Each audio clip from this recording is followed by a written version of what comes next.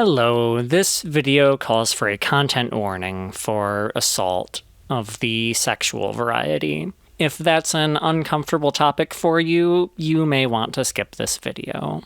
Hi, I'm Torin, and welcome to Torin Loves the Simpsons. Today we're looking at Season 2, Episode 12, The Way We Was, a flashback episode about how Homer and Marge met as teenagers and fell in love. Let's dive on in. Let's start with the humor, and I have some mixed feelings about this one, because we basically have a few great moments and a lot of dull stretches. Those dull stretches are used to serve the plot, so it's not like it's wasted time, but it feels like kind of a slog, like we've forgotten a lot of what we learned about what doesn't work during Season 1. That said, the peak moments are quite solid. I particularly love Homer's response to the guidance counselor's question about plans after graduation, as well as the girl in detention turning down Barney. I don't have any familiarity with Elliot Gould outside the time he beat up Krusty in Season 14, but I don't think that's necessary to the joke here anyways. We do have a moment that I kinda want to call a certified S-tier moment, but I'm not quite sure it qualifies.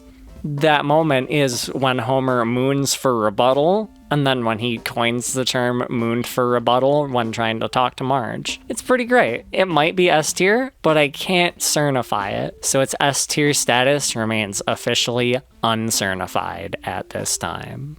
In any case, I gotta rate this humor now, and like I said, my feelings are mixed. I think the highest I can go on this one is a B+. Let's move on. As for the plot, well, I have some mixed feelings about this one.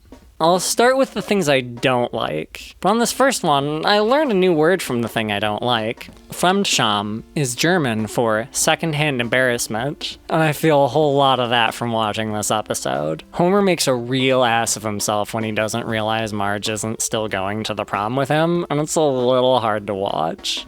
Also, fuck Artie. Fuck Artie. Seriously.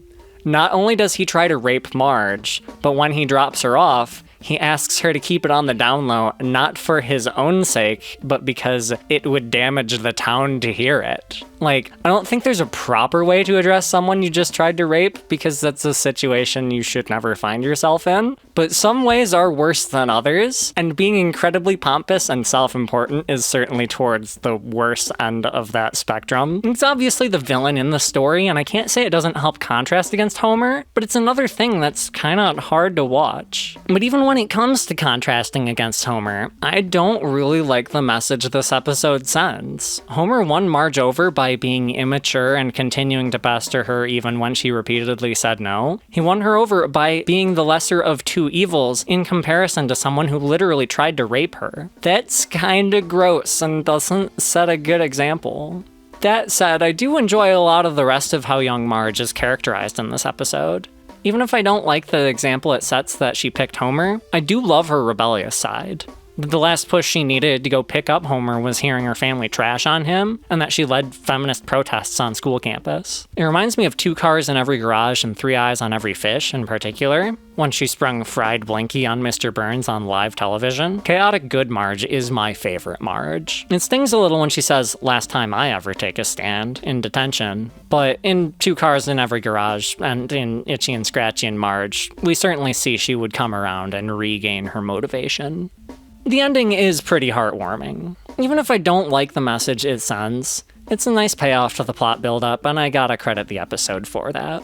And this is the first mention or appearance of McBain, and directly related to that, this is also the first appearance of Rainier Wolfcastle. And these TV movie reviewers are definitely a parody of Siskel and Ebert. It's probably a fairly exaggerated parody because I don't think the real Siskel and Ebert ever broke out into fistfights, but I never actually watched their show, so IDK, man. I just remember seeing the commercials as a kid. So, fuck, now's the hard part. Much harder than deciding what humor rating to give, because my feelings about the plot are a lot more mixed. My complaints about the humor were that there just wasn't that much of it, but there's plenty of plot, but it's problematic plot. It's stuff I find hard to watch, and stuff I worry about the cultural impacts of. And the redeeming factors are that it shows a very little bit of my favorite side of Marge, and that the ending is kinda heartwarming. I didn't think I was going to be rating a season 2 episode this low, but I think I have to put this plot in D tier. D+. Wow, I'm as shocked as you are. I mean, I went into the review not terribly thrilled about the episode, but taking a proper look at it reveals some pretty big problems, in my opinion. If those things don't bother you and you still like the episode, all power to you, but I am not a fan. So now, time for the final rating. We have a B+ for humor and a D+ for plot. And this episode is definitely leaning on its plot pretty heavily. I'm gonna go with C- overall. Like I said, I didn't expect to see anything this low in season 2. I'm pretty surprised, but them's the shakes. The season is still overall doing much better than season 1, that's for sure.